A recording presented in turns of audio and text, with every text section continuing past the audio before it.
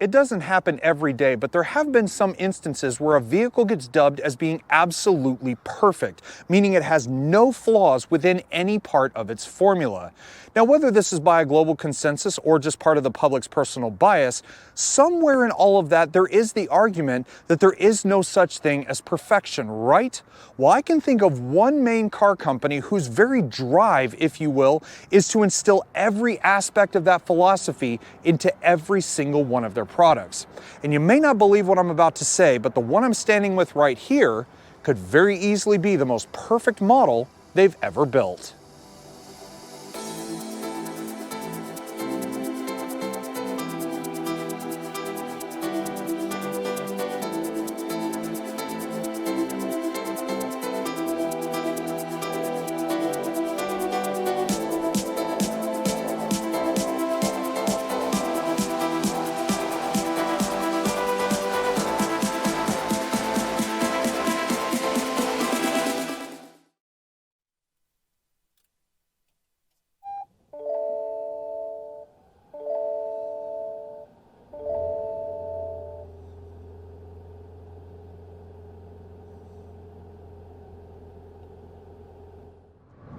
Welcome everyone to the second generation Lexus NX.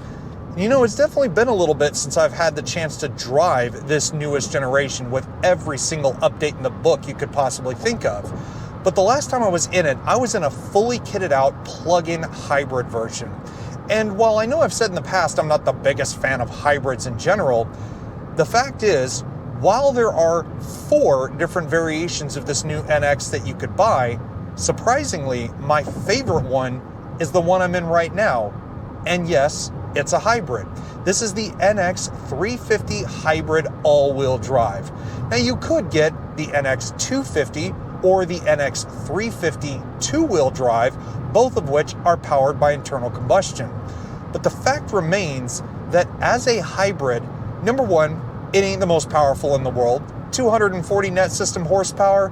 I mean, it's kind of meaningless when you really think about a hybrid in general, unless you're talking about some hybrid hypercar or something. But the crucial factor is that if you drive it just normally, every day, to and from work, do whatever you need to do, you could knock this thing over 41 miles to the gallon in the city, but on the highway, about mid-30s you're looking at. And I've driven this thing for the past few days, primarily on the highway, and I'm averaging right now as I look at the dash about 37.5 miles to the gallon. So while it may cost, as this one sits, about $57,000, which for an average Joe Schmo that doesn't really earn a lot of money in the first place, that is quite pricey. For those that can afford it, that engine and this powertrain is definitely what's going to save your butt in the long run. Of course, anybody could Google all the facts about this car nowadays in terms of performance, fuel economy, and so on, but it isn't until you actually get your butt into one of these and you start driving it that you realize, despite its diminutive size, it is still one hell of a package. And I'm so happy, beyond words, that Lexus did not send me an F Sport model this time, because every time I feel like I've tested one of their new cars, it's had the F Sport package bolted to it, with a much firmer suspension, a little bit more of a dynamic driving prowess. But in this, I don't feel the need to hoon this car from lane to lane. It is just so comfortable driving it down the road at 70 miles an hour in eco mode, not even in any form of a hurry. This is one of the best spots I could ever imagine being in any Lexus product. And that is from their sedans all the way up to their biggest SUVs. I really do mean it when I say this, you could not be in a better spot for a compact crossover than where I am right now. I mean, the visibility is fantastic. It's incredibly quiet in here. I don't even have to shout for any reason whatsoever. And even the road noise, I mean, yes, I can hear what's going on underneath the car, but the suspension and the insulation in here soaks that up to where I know I can get out the other end of a long trip. And yeah, of course, the road noise does get boring after a little while in any vehicle to where you can hear the road at all. But, you know, it doesn't feel like I'm going to want to crawl into a coffin at the end of a trip in this thing. Now, despite being a hybrid, there is one thing I find kind of amusing in here, which is the fact that with this CVT transmission, you do get a sport mode. You pull the gear lever straight back and it puts you in the sport setting. You can also change its personality by going into sport mode by using the drive mode select. But the funny thing is, I've already tried the sport mode, and yeah, out of the hole, I mean, it'll get you off the line decently, even though 0 to 60 is like 7 something seconds, but that's meaningless in a car like this. You need to know about how good a gas mileage it gets or whatever. But the fact of the matter is, it's got enough go power for what you need. If you just need to get from A to B and you need a car that does everything you ask of it, that is built to a quality standpoint, that is what the Lexus NX is all about. Although the one thing I have been curious about is the NX stands for nimble crossover. And when you think of a Lexus, you don't necessarily think of like the sharpest handling car, unless maybe you're thinking of like an LFA, and I've never in my wildest dreams imagined I would ever drive one of those. But you know, for being the short wheelbase, kind of short, squat, little bit narrow, compact crossover that it is, the handling's actually not bad. In eco mode, yeah, sure, it's a bit numb, it's soft. What do you expect? You don't need to be the greatest racing driver ever when you're just going to work and back.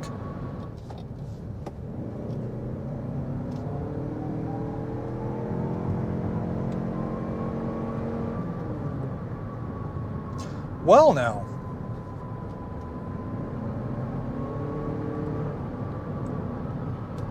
it's amazing what one little twist of a knob or a push of a button will do, right? First of all, it induces a heck of a drone from that 4-cylinder engine. I mean, it's not booming into the cabin or anything like that, but I mean, definitely do hear a lot more of it than you want to. But the throttle response, way sharper. The steering, much more, I don't want to say precise, but a good bit tighter, right? Guess maybe there is something to this sort of nimble crossover thing after all. Now, on the face of it, the new NX definitely looks like it has evolved into a much more mature and handsome vehicle, especially when you compare this new one to the generation that preceded it, which honestly, to me, the old one looked like an old RX that was shrunken down and melted in a fire, and then for extra good measure, it was given a swift kick in the lower jaw. Whereas on this, it's still very much recognizable as a modern Lexus product, but in this particular case, it's been given some very interesting touches, starting with the corporate spindle grille. Yes, some people will still tell you it looks like a kind of skinnied up version of the mouth from Alien vs. Predator, but I'm surprised to see an absence of chrome on this luxury trim. You'd think there'd be like some smoked chrome or like some bright chrome, you know, just to kind of break up things between the paint color and the darker finished grille. But instead, the entire thing has been painted a beautiful dark metallic gray, and I absolutely love it. Same thing with another feature I've become very fond of, which are the premium triple beam LED headlights. I've seen them on pretty much every Lexus model I've looked at, and here on the NX, I love them with no exceptions. I love the LED turn signals. You've got the LED daytime running lights that are separate from the turn signals. They do not turn in to the indicators on their own. You've got the signature L-shaped swoosh going along with that as well. You've got auto high beam assist. You've got cornering lenses. You've got LED fog lights, and all of this is wrapped up not only in a very unique color with the copper crest metallic exterior on this one, but also this entire front has been festooned with about as much technology as you'd expect an upper end Lexus to have.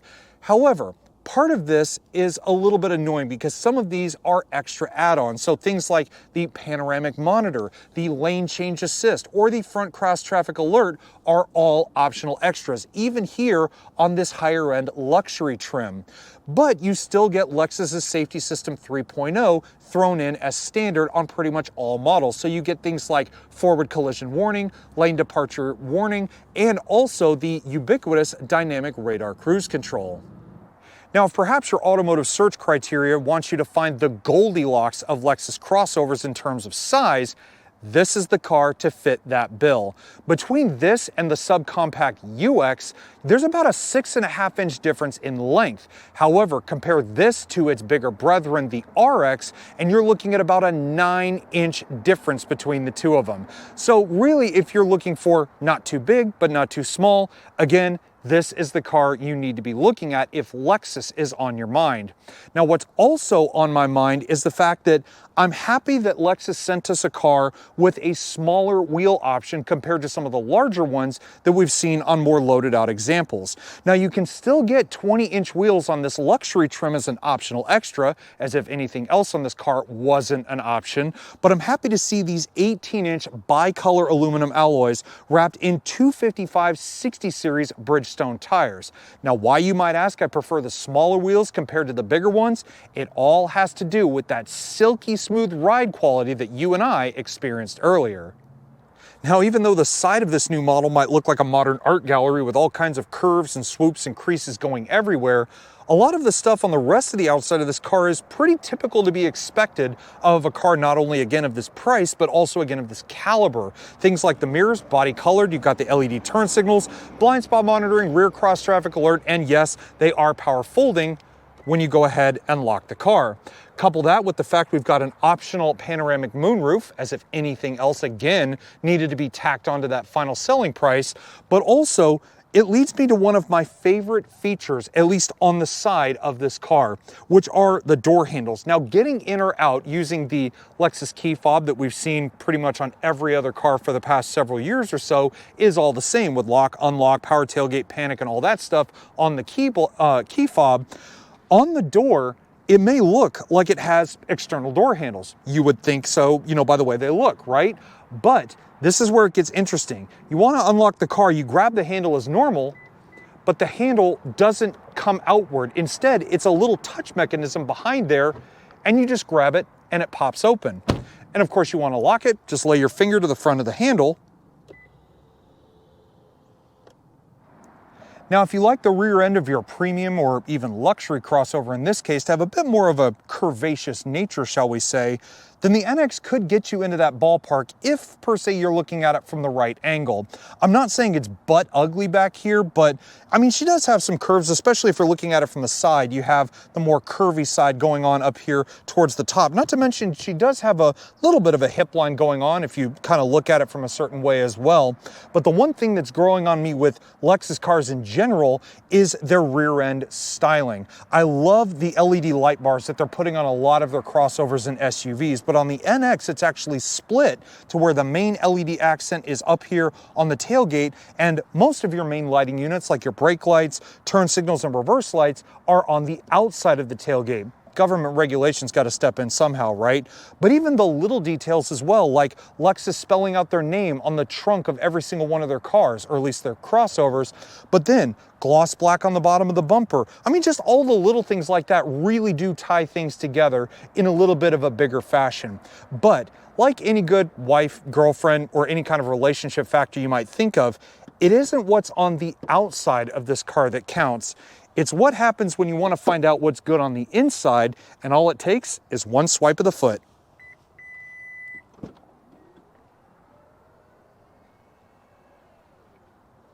Now, just like how I feel about quite a lot of this car, in fact, the rear cargo capacity of this thing is right around in that perfect range. I won't say it's the best out of all the compact premium crossovers, but for what you get, it's really not bad. The one thing that is slightly starting to get on my nerves is, well, number one, this parcel shelf hitting me in the back of the head. You think I would have removed it before I started filming, right? But I thought NX stood for nimble crossover, not narrow crossover, because, well, the entrance isn't exactly the biggest in the game by far, but there's 22.7 cubic feet of space just behind the second row of seats here. However, if you really need all the room in the world, that will extend a bit to about 47 cubic feet of cargo volume. So again, not the biggest, not the smallest, but still plenty capable should you really need to haul pretty much anything around.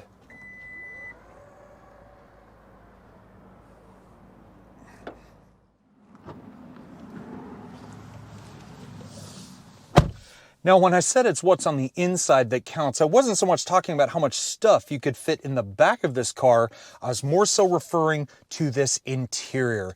Everything in here is done in such a upscale but very simplistic feeling, and that is nowhere near an insult to how Lexus has crafted the NX's interior. And I know this isn't the only car to use this sort of interior layout, but combine all of this with just the size of the car, the comfort level, just everything about it.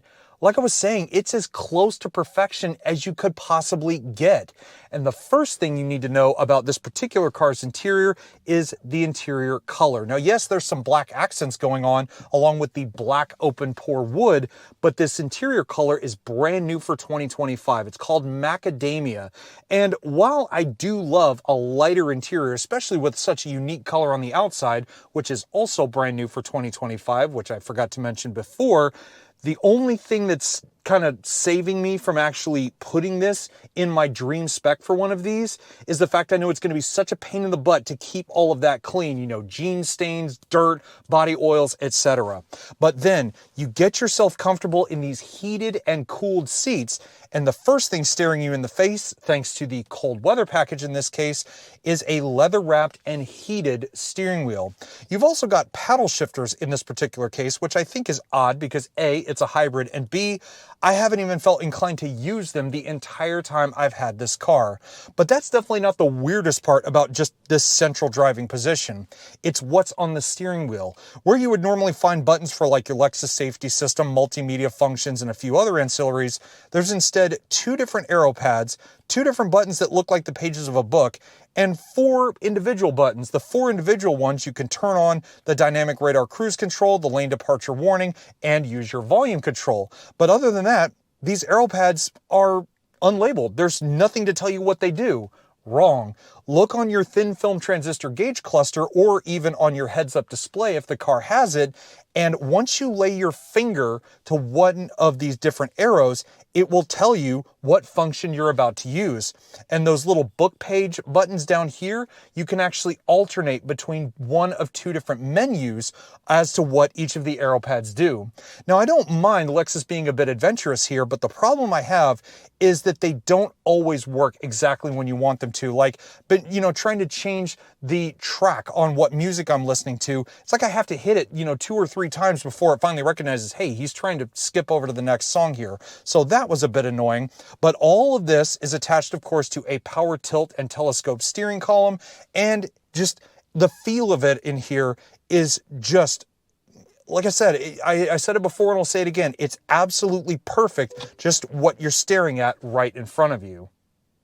Now, it's always nice having a thin film transistor gauge cluster, let alone having the benefit of a heads-up display so you don't have to keep looking down. But those aren't the main 2 screens that I'm worried about in this car. The first one, which is not really so much a worry, but kind of a neat thing to have, is the digital rear view mirror. Of course, flick the trigger, the camera comes on, and I will admit it has scared me a couple of times seeing cars coming up from behind me out of my peripheral vision, but you know, I kind of got over that within the first, I guess, hour or 2 of driving it with that mirror on.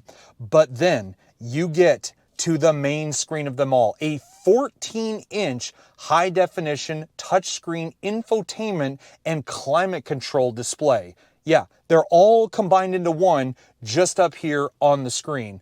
Now, yes, it has all the same things you want. You have a cloud-based navigation, wireless Android Auto, wireless CarPlay, your own Lexus Assistant. I mean, literally anything you want is all built in just to the screen. Of course, you can adjust things on the panoramic monitor as well. And also, depending on which of the settings on the side tab bar you're in, it will also activate all of your climate controls. Of course, things like your temperature displays and so on, those are on all the time. But things like your heated seat controls, heated steering wheel controls, air direction, all of that pops up only when you're using some of the different tabs along the left-hand side of the screen.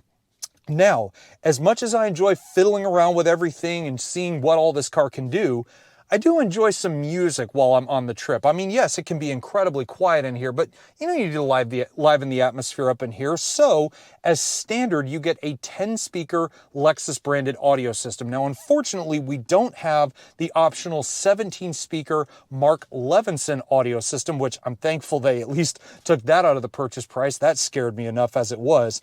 But nonetheless, for being a factory-based audio system without any major name brand attached to it, I certainly was not complaining the moment I hit that power button.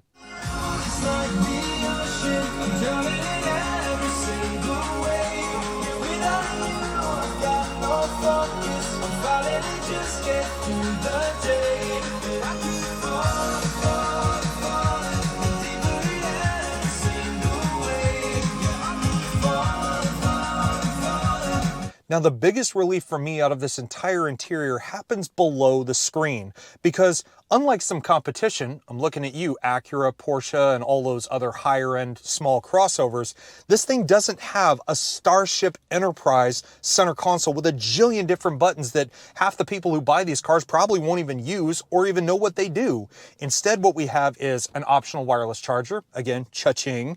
We have a little bit of storage for, say, your wallet, maybe some credit cards, receipts. In the front, I have one USB-C and one USB. I have a couple of cup holders. I have the little stubby shifter, which I absolutely love using, in this case, controlling the CVT, like I said. And I even have that little drive mode selector up here hidden just below the screen. And I kind of like how it's right within your reach and you don't have to dig around in the screen to find your drive modes. It's just, you go from the wheel, select the mode you want, and be on your way.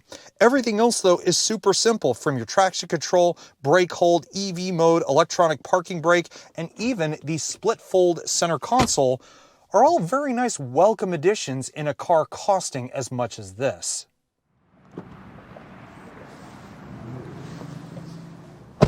Now, you would think for a crossover of this size that getting here in the back with the car powered off and the memory seats drawn as far back as they can go, that I would have next to no room sitting back here. But at someone over 6 feet tall, or right around there, I actually have quite a considerable amount of room, or at least enough to fit my hand between my knees and the back of the seat. Now, of course, if the car's powered on, the memory seat goes forward. Obviously, you would have a lot more room. But for what you're seeing, this is the minimum amount of space you could have in the back of this car. And just like the front, everything back here is quite simple. But again, I love things like that. I've got heated outboard seats back here, which is always a nice thing to have. I've got two USB-Cs at the base of the rear console, but I don't even have things like the rear sunshades, which honestly I could do away with those. I really never even use them. And I also even have a nice little armrest with a drink holder, just for such an occasion.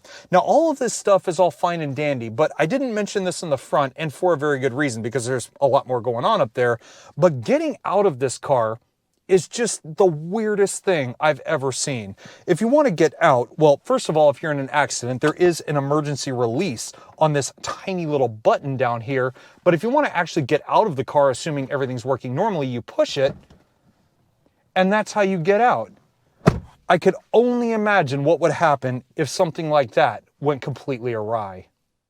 And on that note, ladies and gentlemen, this now wraps up our review and drive of the 2025 Lexus NX 350 Hybrid all-wheel drive. Now, I know you guys are probably tired of hearing me say the word perfect, as I have throughout this entire video, but to me, this is the perfect compact crossover. And I know I've explained and showed you everything throughout this entire video, but let me just sum it up why, if money no object, this would be the compact crossover I would buy. In fact, it would be the crossover I would buy if I could get literally anything. I mean, amazing gas mileage, the performance is surprising, it's comfortable, it's quiet, it looks good, it's got all the technology I want. Really, the only thing that scares me about this is the price tag. Again, being an average guy that doesn't really make a whole lot of money, yes, 57 grand there or thereabouts is quite a lot for me.